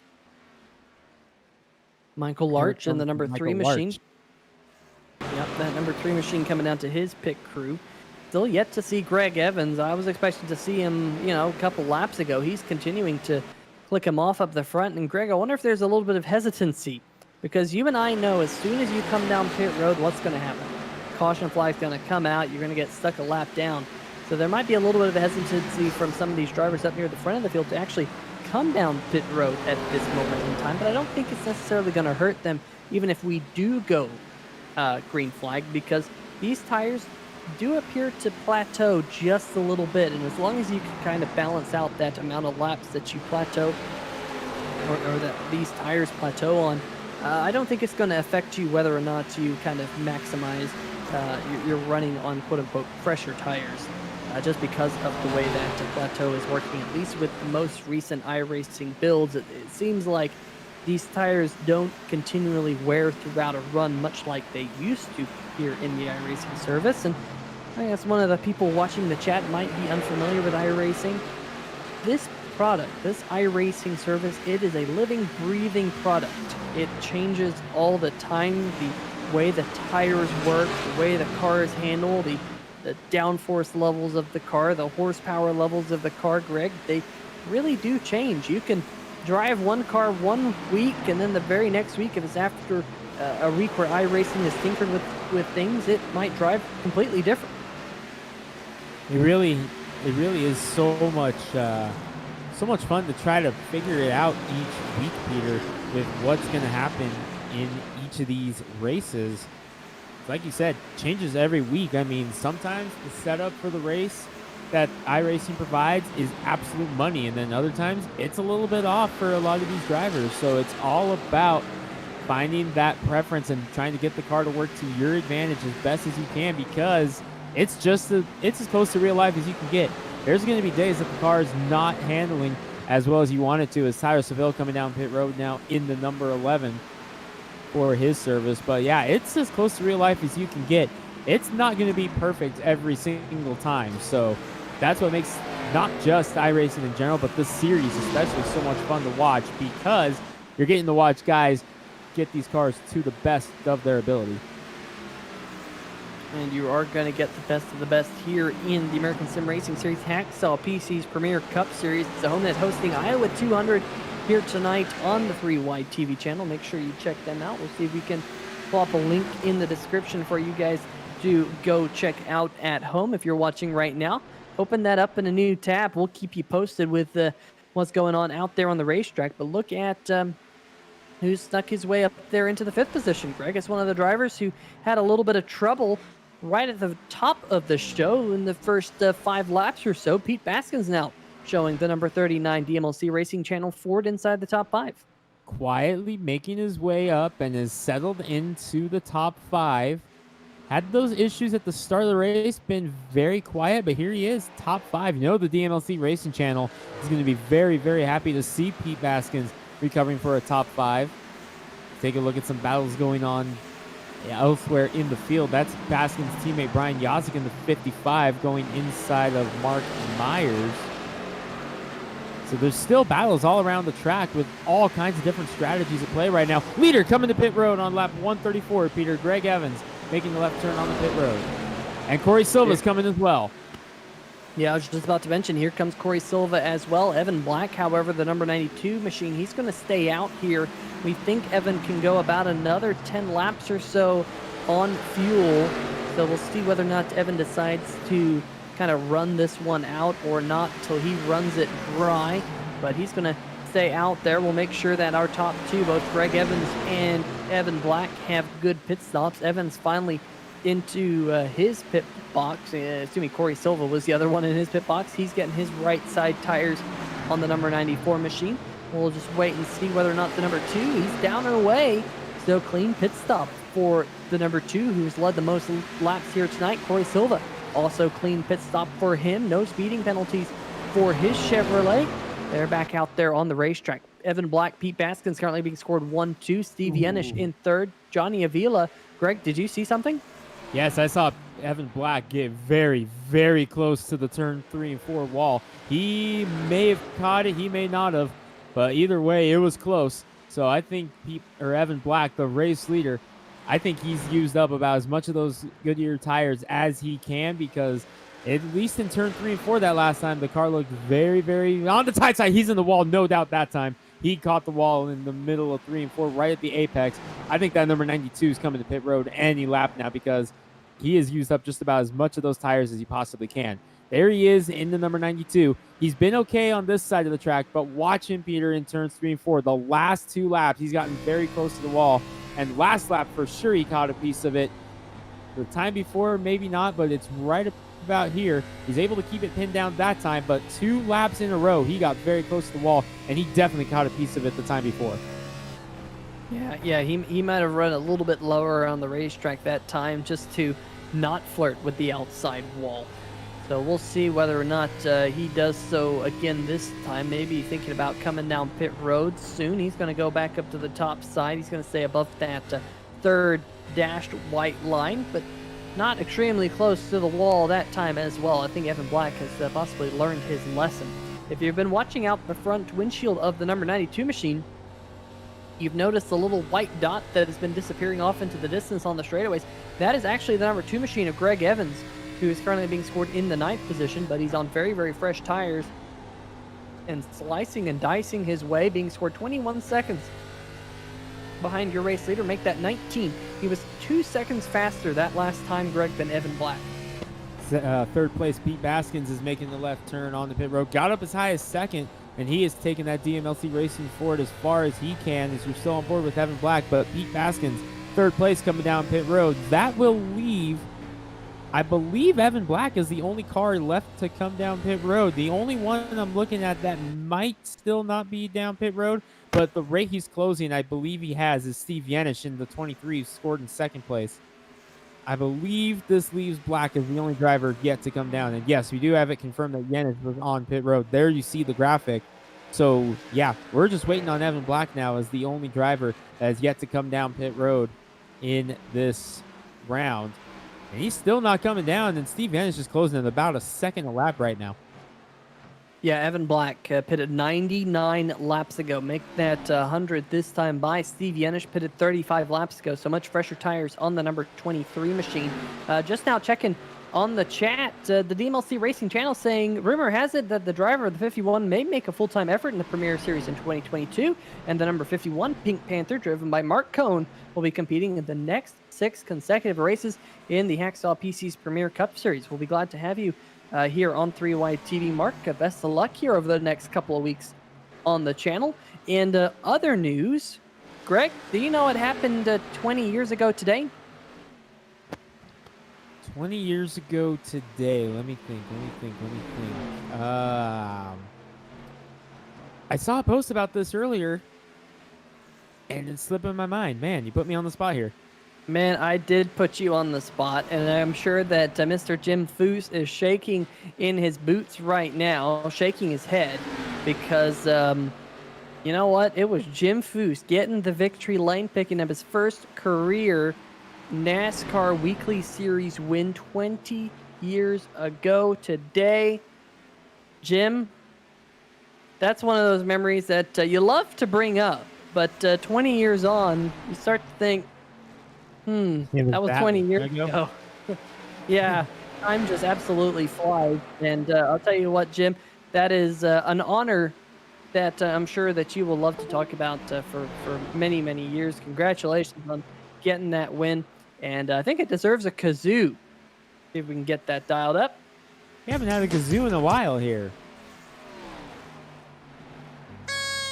Well, we're still waiting for that kazoo. But, man, Jim Foose saying, oh, you mountain man, you guys making me feel old with that stat. I'll tell you what, Jim, I have 0 career NASCAR Weekly Series wins. So you have that on me. I don't, feel like Richard Petty telling me he got 200 NASCAR wins. Like, it doesn't matter when it happened. He's got 200 wins, man. That's cool. But I'll tell you what, very, very cool, Jim. As out there on the racetrack, Evan Black has been caught for the race lead by Steve Yanish. And that number 23 machine on much fresher tires, I don't think this is going to be much of a battle. Johnny Avila now only 4.8 seconds behind the race lead. We know he's pitted. Mitch Brown another 3 or so seconds back. And Greg Evans on his charge back at the front, he's already up to 5th.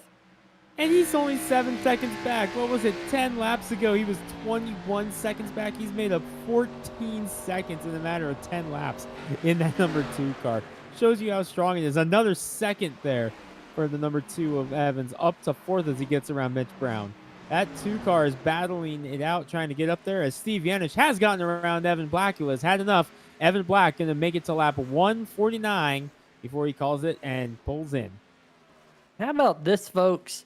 A 100-lap green flag run at the Iowa Speedway in the American Sim Racing Series Hacksaw PC Premier Cup Series. Why would you say that? It's 100 laps. We should be celebrating the fact that these drivers made 100 laps here on a short track here on 3 Wide TV. And not only that, putting on an epic show for the fans here in tonight's Homenet hosting Iowa 200. And I think we're going to see another epic Homenet hosting sponsored event next week at the Kansas Speedway for the Homenet hosting Kansas 200. Big shout out to tonight's race sponsor here in the Hacksaw PC's Premier Cup Series. Really, really cool to have them on board for kind of the Midwest swing, if you will, here in the middle portion now. Yes, we can say we're in the middle portion of the 2021 Hacksaw PC's Premier Cup Series as we are closing in on that 1/3 distance in the championship. But, you know, Greg, all things considered, some great racing out here as we focus on the number 3 of Michael Larch and got the number 70 of Scott Eckrich to his outside. Look back behind him, that's Gary Reynolds Jr. and the number 45 machine. What happened there, Greg? Did you see Scott Eckrich get loose on the outside there with about 3 cars to his inside in that number 70? I wonder if maybe we can go like a side-by-side and see if we can get a replay of that number 70 car, because he was sideways off of turn number 4. We're hearing they are keying it up here, so it's going to be just a couple of seconds, but we will get a replay of that because Scott Eckrich was on the outside and that car was facing the pits off of turn number 4. You watch Brian Yazik, Jordan Harnish and company here just trying to click laps away, but we've got that replay coming because, man, here it is, Peter. Watch that number 70 here of Scott Eckrich. You see him on the outside and right about there. Right there. That was a little loosey-goosey. Meanwhile, if we go back live, that same group of cars is still toe-to-toe, locked up in a battle with one another. They almost made contact last time down the backstretch. Grant Brown in the 00 machine, and I think it was the 13 of Gary Reynolds Jr. almost making contact. They were able to stay off of one another. We stay green flag. Jeff Yanish with a big slide in the number 89 coming out of turn number 4 this time as well. We see the, oh, Jamie Moore, big slide out of the 82 machine. We stay green. He was able to get it slowed down. A lot of smoke out of that Chevy Camaro after going for a little bit of a ride. We'll see if we can dial that one up here on the 3 Wide TV replay because, Greg, I'll tell you what, we almost had a caution flag. I know I jinxed it. Let's just say this. We will have another caution flag before the end of this race. You're going to go ahead and cover yourself right there. That's what that is. Let's take a look at what happened with Moore. Oh, it was contact with Seville in the number 11. Seville did a great job to check up, but wow, that number 82 car. That's what you call dirt track in here in the cornfields of Iowa. That was quite the slide there. Meanwhile, Braxton DeWeese, he has fallen back to, I think, the 5th position. Evan Black in the number 92 machine. Actually, that wasn't a pass for position. Evan Black on the freshest tires in the field, but he finds himself one lap down trying to close in on Jason Stewart in the number 1 machine to be in the lucky dog position. If a caution flag was to fall out, I'm just wondering maybe if Evan Black went too long on his tires here.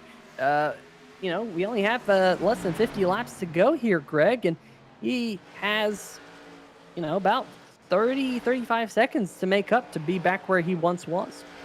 We said lap 150 was going to be about the maximum you'd want to go, and he went the maximum, so he may have waited a little bit too long here. He's going to need some good luck here. The good news is he only has one more car to pass to get himself the lucky dog position. He just did it, getting around Jason Stewart. So the good news for Evan Black is he is now in the lucky dog position in the 18th position. So if a caution comes out, he would be back on the lead lap at this point, and he might be able to get his lap back under green because he's only a straightaway back of, oh, by the way, the battle for the race lead. Greg Evans has caught Steve Yanish.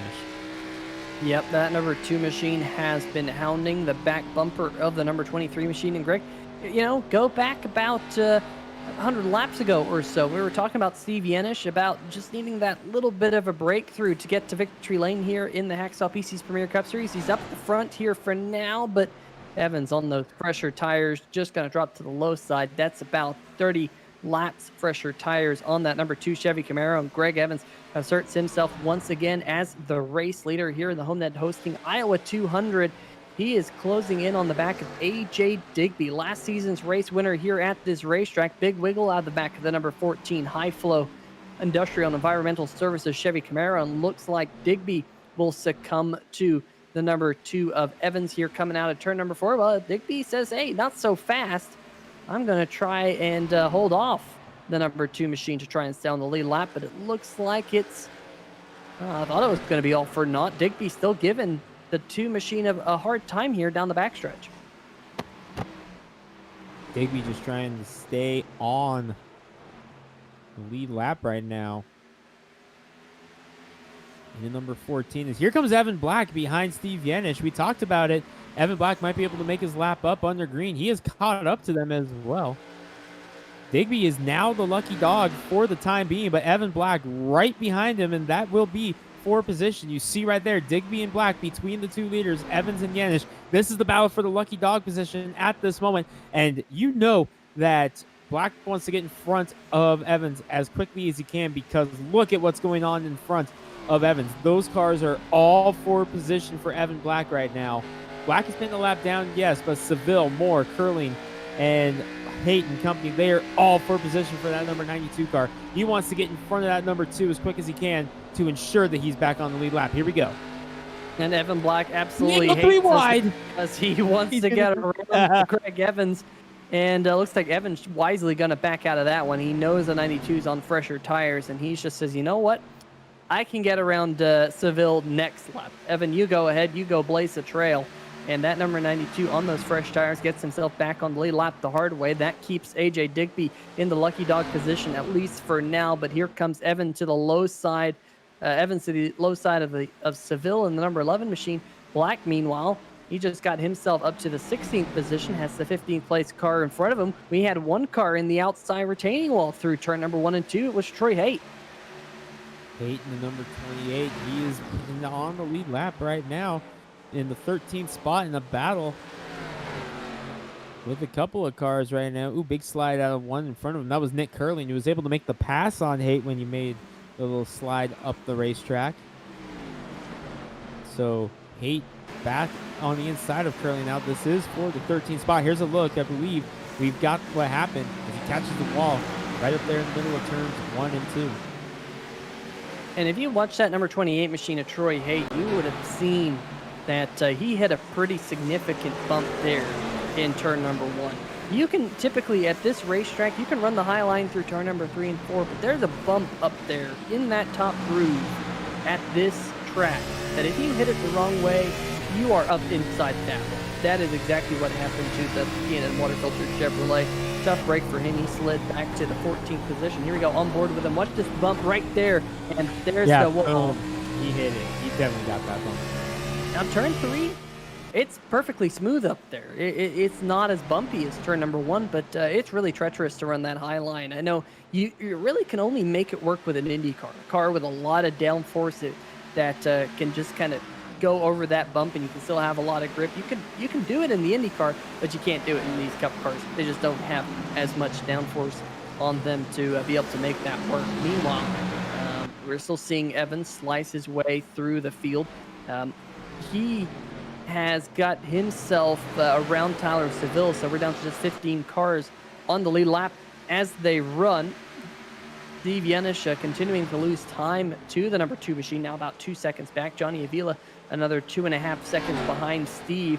Braxton DeWeese 3 seconds behind him, but what about Corey Silva? The number 94 machine has caught Braxton DeWeese, drops to the inside. New 4th place driver, Corey Silva. We've mentioned his name quite a bit here tonight, and again, mounting a charge late.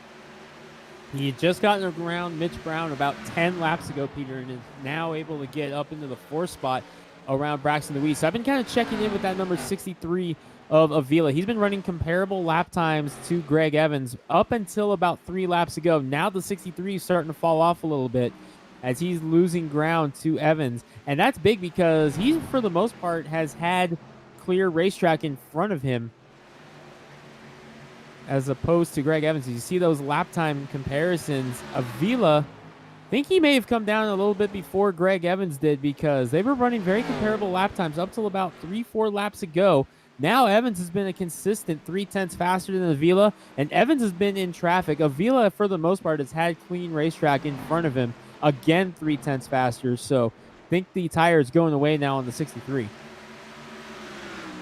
Yeah, so Avila right now, we'll see if he stalls out behind Steve Yenish and see whether or not Corey Silva can run them both down. We know that Silva has slightly fresher tires than the two cars in front of him. He pitted 57 laps ago, 40 laps ago did Corey Silva, compared to 57 laps ago for Johnny Avila and 67 laps ago for Steve Yenish. So Silva has 27 lap fresher tires than the number 23 machine who's running in second. That could be important here over the closing laps. The number 11 machine, Tyler Seville, going through the grass right now. Last week's race winner of the Sim Speed Shop Talladega 250, going for a ride in the Arch Telecom machine. There was a little bit of contact there with another car. I think it was Gary Reynolds Jr., but we stay green here. We'll see if we can dial that one up here in the 3-wide TV side-by-side. Because I'll tell you what, Greg, again, contact coming out of turn number 4 and a car going through the grass, but no caution. Here we go, replay on screen. Seville in the number 11. Oh, maybe not. Yeah, I think this is it. What you will maybe... we'll see if we can go find it. I think it was maybe a lap later than that, but here we go. Yep, boink. You got it. And yep, there goes the 11 machine down through the grass, and a good job corralling that car, but he's going to lose track position and a couple of positions, unfortunately, for last week's race winner. Tyler Seville Lawn Care Service making its debut here tonight. Unfortunately, I don't think that's what Seville's intention was to start his own lawn manicuring business. Car round front stretch. It's Doug Mullins, another one of the Will Warser Racing machines. We stay green here at Iowa. Can you believe this? The Doug Mullins Lawn Care Service helping out. Will Warser Racing bringing the mowers this week. I take it back. I'm just going to roll with Will Warser Lawn Mowing Service moving forward here. Got car on pit road with 22 laps to go. Maybe we can convince the Warser cars to run some John Deere inspired paint schemes next week. Here with some new merchandise as well. 21 to go though for Greg Evans in the number 2, leading the way once again. Up to 5.8 second lead for Greg Evans right now. We got this replay lined up for you. Tim Knott made contact, gets into the side of number 18, and somehow, some way, that's not a caution. They're spinning down into the infield grass off the racing surface, and that's why you would think, Greg, that we stayed green, as he was able to keep it corralled below that yellow line. And we continue this extremely long green flag run at Iowa with the laps clicking away. 13 cars left on the lead lap. Pushing your luck on that long green flag run there a little bit here, Peter, as we're inside 20 to go, though. 19 to go for Greg Evans. Steve Yenish 6 seconds ahead, but he has fallen into the clutches of Johnny Avila. There is a couple of cars between them right now. We've got Woody Mahan up there, Pete Baskins, and I believe that's Thomas George. It might be Grant Brown here, having a hard time differentiating the 88 and the 00. It is the 00, as you can see at that angle. It's the modified of Grant Brown, but Avila is there. By the way, he's under pressure from Silva and DeWeese both. Or no, excuse me, that is not DeWeese behind him. Mitch Brown has gotten around DeWeese for position. Oh, no, he has not. My apologies. I'm seeing too many cars that look exactly the same. Jason Stewart in the one car is the one I was looking at. But Corey Silva has gotten around Avila, moving to third. Yeah, I think Avila went up to that top line. He hit that bump that we were talking about a little while ago. He had to back out of it, and he's going to lose that third position to Corey Silva. Silva on, like we said, 27 lap fresher tires than Steve Yenish. Can he run him down here in the closing laps? Just 17 laps left to go in the Homenet hosting Iowa 200. This race has definitely been a good one here tonight, folks. If you didn't watch it, well, make sure you go back and watch this one on demand because really exciting start to the race here tonight. A lot of drama in the early going. And now, oh, contact. Steve Yenish, second place car, just got into the back of Jamie Moore. And that might open up the door for the number 94 machine. Indeed, it does. Side by side for second. And Silva's been reeling them in slowly but surely. He not quite clear, though. See if the 23 has anything left on the outside. Nice run into turn 3 by Steve Yenish, able to fight back for now. Drag race to the line, waiting for time and scoring to update. It was Yenish, just barely. And the lap traffic kind of pinned there in front of him is going to help Yenish here for the time being, but Silva not letting him get away. Yeah, this side-by-side battle for second continuing to rage on. Greg Evans up to an 8-second lead. No one's going to catch the number 2 machine without a caution flag here tonight. He is on track to possibly pick up win number 5 on the season. How about that for your reigning Hacksaw PC's Premier Cup Series champion, Mitch Brown, the number 36 machine. They're just having a little bit of connection issues on his end, the 6th place machine. What a great run it has been for Mitch Brown recently returning to the series. But finally, Corey Silva able to use Jamie Moore perhaps maybe as a little bit of a pick, and he is going to get around Steve Yenish and pick up that spot. They're catching up to a little bit slower traffic. The number 3 Cleveland Wrap Chevrolet of Michael Larch. He is quite long in the tooth on those tires, as it looks like Jamie Moore is going to catch the back end of his machine. And back to Michael Larch and Jamie Moore. That is a battle for position. That's a battle for the 17th position right now. Get that spot to Jamie Moore, as Michael Larch, not sure if he's down on power or something here, Craig, but something seems off with the Cleveland Wrap Chevrolet. We've seen him kind of struggling a little bit in the closing stages of this race. I'm wondering that myself, Peter. I'm wondering if he is having some power failure on the number 3 in the closing stages of this one. The good news is he's only got to make it 11 more laps, because Greg Evans in the number 2 is working lap number 190 right now. He's going to be coming to 10 laps to go this time by. On cruise control, just hoping to stay green the rest of the way. Yeah, Michael Larch loses another position to AJ Digby. His lap times right now are around the 26-second mark. You compare that to Greg Evans, who's still running around the 25-second mark.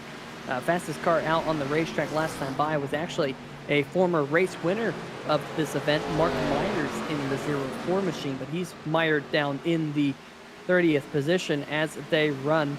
Evan Black in the number 92 continuing his charge up through the field. Greg, remember, he was the last car to come down and take tires, but it seems like for him, his time is running out to catch up to the 8th place, number 88 of Thomas George. He's still about 3 seconds back behind that 88 Chevrolet. And Black's doing all he can, having a big slide coming out of turn number 4 as we continue to watch this gaggle of cars on the backstretch. Black up to 9th in that number 92. Unfortunately, he's going to need a caution sometime in these final few laps. Leader Greg Evans on the bottom left of your screen, and the best battles right now up at the upper right. You're watching Steve Yenish and Johnny Avila for 3rd right now. And a big slide out of Steve Yenish there. There's a big slide, and then there's whatever that was. I'll tell you, we've seen a lot of that here tonight at Iowa. Some great car control on display here in the Homenet hosting Iowa 200 here in the American Sim Racing Series. Hacksaw PC's Premier Cup Series, as always, here on 3 Wide TV every Wednesday night. Racing starting at 9 o'clock Eastern here. And some great drivers, some really talented sim racers here in this particular series. And I just love to watch them out there on the racetrack, because they can put on a show for the fans. It definitely has been one of those races, Greg, where we've seen a lot of side-by-side action. We've seen comers and goers. We've seen drivers race smart. We've seen drivers make some interesting strategy calls, just making it interesting for us up here in the booth. The only thing we can't say has been all too exciting has been the battle for the race lead for quite some time. Greg Evans up to a almost 9.5 second lead at the front of the field over Corey Silva, who, like we've been mentioning, has been putting on a great start to the season, trying to pick up only his 3rd top 5, but his 7th top 10 of the season here tonight in the number 94. And Steve Yen is trying to pick up a podium here tonight, but he's going to have to fend off that number 63 machine as they're side by side coming out of turn number 4. Still just trying to get as many spots as you can before the end of this race. Yanish and Avila. And bottom line, Peter, this is either way going to be a fantastic run for Steve Yanish. He was one of those first cars to come down pit road on that cycle of pit stops towards the end. And for him to be able to hold on for a top 5 here would be outstanding, period. If he can hold off Avila for another 2.5 laps, he'll get a podium out of it. Fighting all the way after being one of the first cars to come down pit road on that last set of pit stops would be huge if he can hold on here. And so far, so good for the number 23 machine. He is just looking, Greg, for only his second top 5 of the season, which is just mind-blowing because we've seen quite a bit of pace out of the number 23 of Yenish so far this season, and he's well down in points, down pretty close to the 20th position in points, actually. And of course, that 20th position in points guarantees you a starting spot in next week's Hacksaw PC's Premier Cup Series, as the white flag has already crept up on us, and it is Greg Evans in the number 2 machine, just half a lap away from picking up win number 5 this season. Greg, last year, I think he won 12. He's almost halfway to that number this season. Been an absolutely stellar performance by Greg Evans. Big bobble off of turn number 2, or turn number 4, excuse me, but he holds on and takes the checkered flag. It still has not come by for second. Corey Silva finally crosses the stripe, 10.1 seconds back, and Steve Yanish holds on for the podium. Johnny Avila and Braxton DeWeese round out the top 5. I think that may be the first or second top 5 for Braxton DeWeese. Yeah, good run for DeWeese. Of course, he hasn't run every race so far this season, but he'll be his third top 5 in only 6 starts. So really, really impressive start to Braxton DeWeese's championship. But look at the number 2 machine on point once again here tonight. Your reigning series champion here in the Hacksaw PC's Premier Cup Series, showing us how it's done with lighting up the rear tires here across the start-finish line. For all the fans here at the Iowa Speedway, folks, thanks for joining us here tonight. Todd Kirkwood trying to root on Corey Silva there in the closing laps. Great job for him finishing in second. Nikki Warser saying, you should sue Peter for jinxing Will Warser Racing. I didn't jinx him. There was no caution flag. So, I don't know what you're talking about. The MLC Racing Channel is wondering if they were shifting here. Now, I didn't hear any shifting out there. There could have been a little bit there on the long run. But I know Greg Evans is probably doing a little bit of shifting there while he burns up the tires, Greg. Definitely doing his 5th burnout of the season. And he's getting really good at doing those, Peter. He now parks it right underneath the flag stand. Going to get the checkered flag from Milton Barney Fife Jr. and celebrate his 5th win of the season. Well, folks, we're going to step away for just a brief moment here on 3 Wide TV. We'll be right back with some post-race interviews. We're going to talk to Steve Yanish, Corey Silva, and tonight's race winner, Greg Evans. We'll be right back.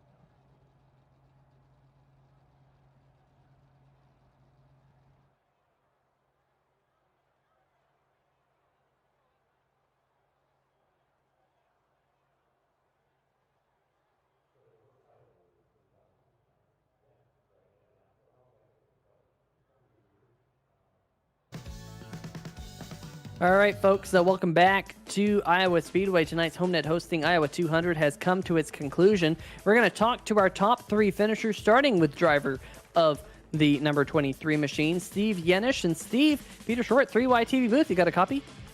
Yeah, I got you. How you guys doing? Well, I'm doing pretty good. I know you're doing pretty good down there in the Tampa SUV Rentals.com Toyota.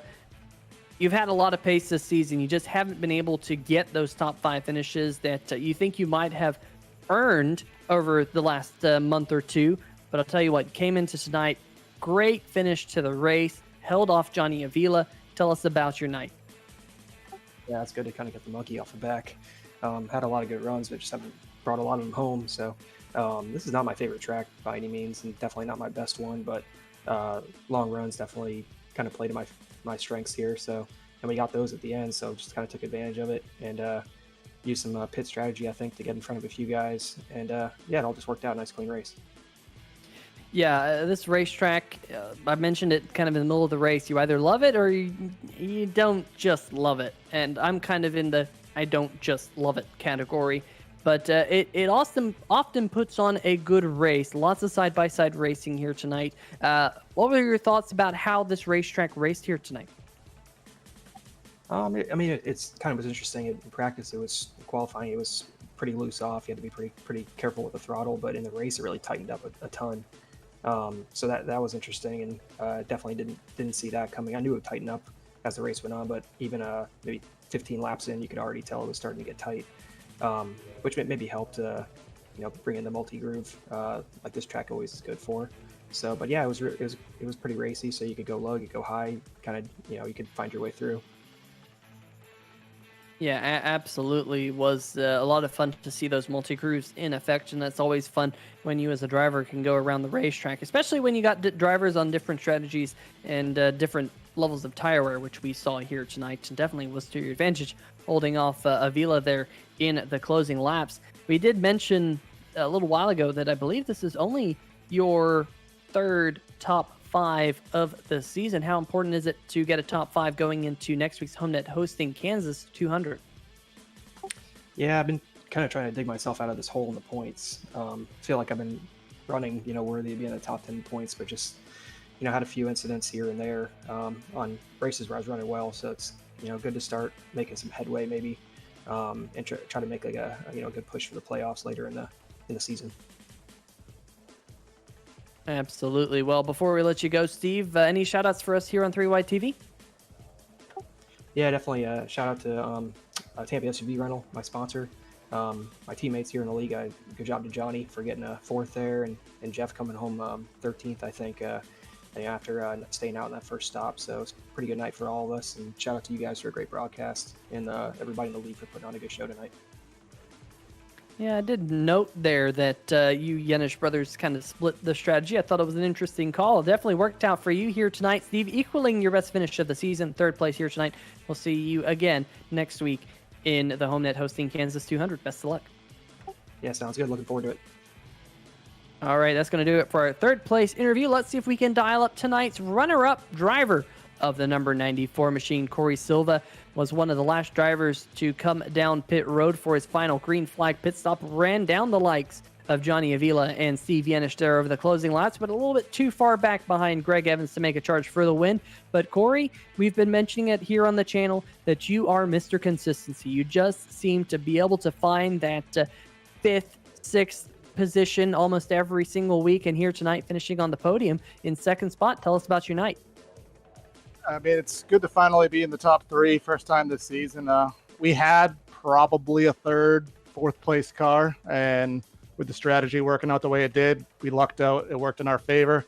Ended up getting the 2nd when Eckrich fell back, but had a lot of fun. It was nice, pedaling the car, changing lanes, but Greg was just in a league of his own, so nothing was going to change that. Yeah, you mentioned that you were out there running different grooves. I know we just talked to Steve Yenish, and he mentioned how the track tightened up, much tighter than it was in practice. How fun was it out there fiddling with the different lines, trying to find a little bit of grip on those 4 Goodyear tires? Yeah, it was fun. Like the top would be good for the beginning of the run and the super end of the run. And then it seemed like the middle of the run, you kind of wanted to run, somewhere in the rubber, but you could make stuff happen when you needed to make passes. So really kind of found something to get around the bumps mid-race, and after that, just like I said, just kind of lucked out with the strategy to finish where we did. Well, definitely was a great race for you. I think you pitted at the right time versus your teammate Evan Black. Maybe just waited a little bit too long to come down pit road. Definitely a strong run for you here tonight, but next week we got Kansas, and from what I've seen of Kansas, a lot of the changes that iRacing has made to that racetrack has made it a lot racier. I'm sure we're going to see a lot more side-by-side than what we typically see there. What are your thoughts of Kansas, and have you been able to race it in its current configuration here on the iRacing service? I have not, but I watched a couple NIS streams, and I'm going to try to get an A fixed in at some point. So I'm looking forward to it. It's probably going to be hard to pass still with aero push, but it'll be nice to have the different lanes, and we'll get some laps in. Yeah, definitely is going to be an interesting one right here on 3 Wide TV. I'm looking forward to it. I want to see what the American Sim Racing Series drivers can put on next week. Corey, hopefully it's another fun one. Before we let you go, any shout-outs? I thank my sponsor, my new BLI PPI, my Blippy car. Love it. I want to thank Curling Design Lab, Sunshine Designs, everyone at Dirty Bird and DMM, and you guys for the broadcast. Absolutely. Well, Corey, congratulations on runner-up here tonight at the Iowa Speedway. We'll see you next week at Kansas. Thank you. All right. Well, folks, now we get to interview for the 5th time in Victory Lane this season and your reigning series champion driver of the number 2 machine, Greg Evans. Greg, here tonight at the Iowa Speedway, things didn't quite exactly go to plan last week at Talladega, but I'm sure you just wanted to get past Talladega anyway. Back to the Iowa Speedway. Victory Lane here tonight. Tell us about your run. I mean, we had a really good car tonight. We started second, just kind of right behind Scott there on the first 30, 40 laps. Got a caution, was able to come down and put tires on it.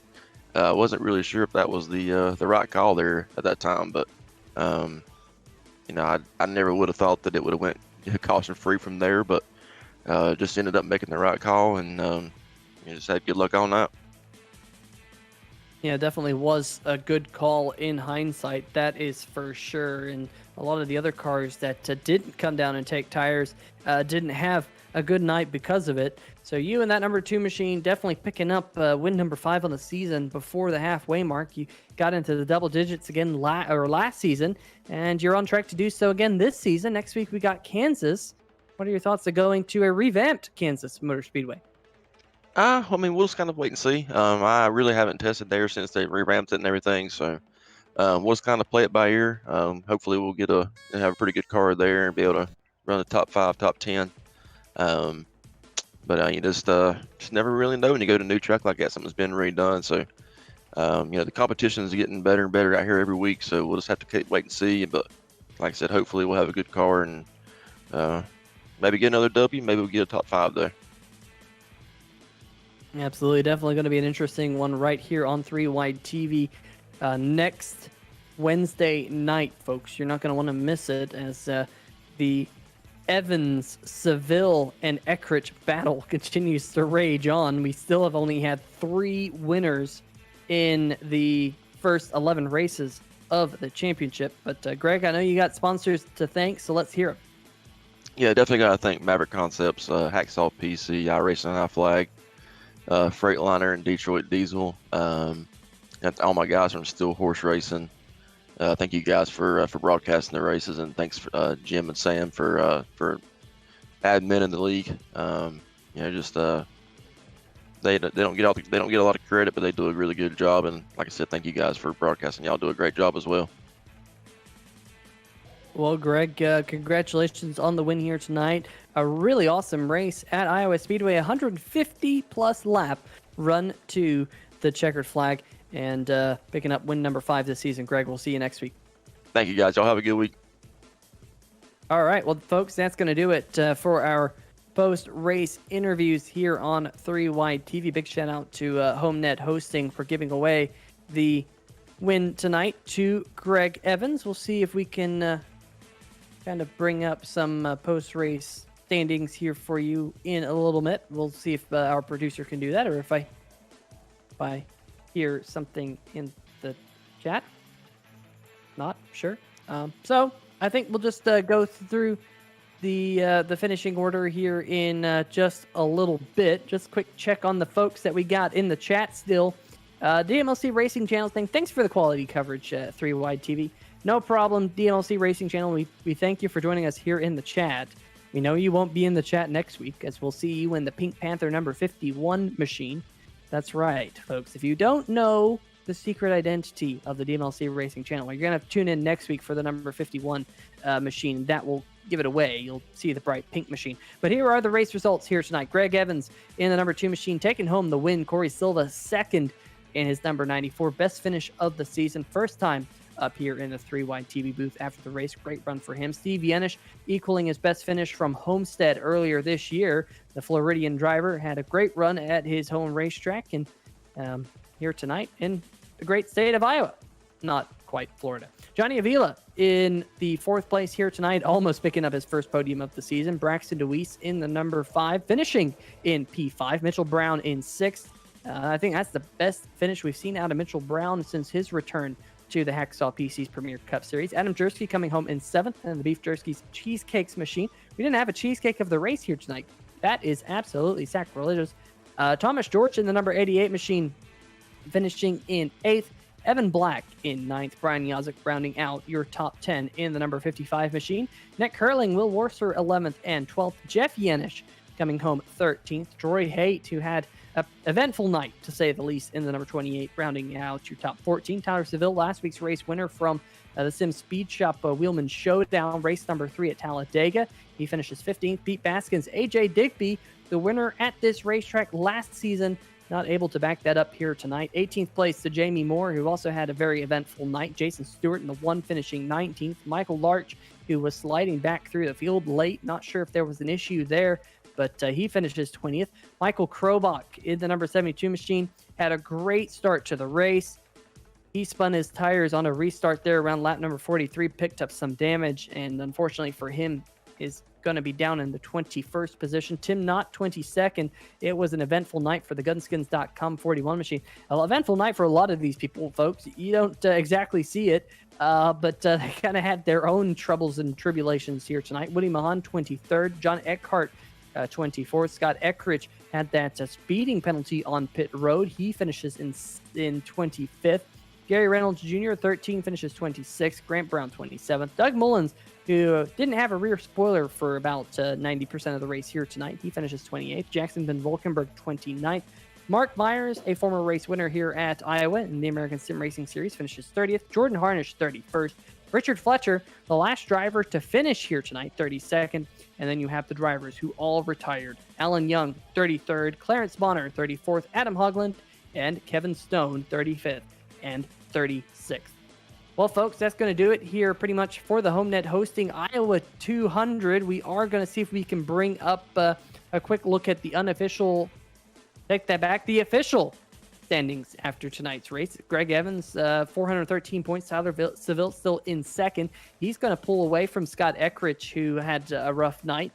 Brian Yazik's going to be in 4th. Corey Silva in 5th. But notice that gap between 4th and 5th closing up a little bit with Silva's strong run here tonight. Adam Jersky going to stay in 6th. Will Worcer, AJ Digby, Thomas George, and Doug Mullins rounding out your top 10. You see Mullins tied with Michael Krobach for that 10th position right back there. Krobach lost a little bit of ground to Mullins. Yenish, Stewart, Harnish, Brown, Steve Yenish, who moves up in points down there in the 16th position in points.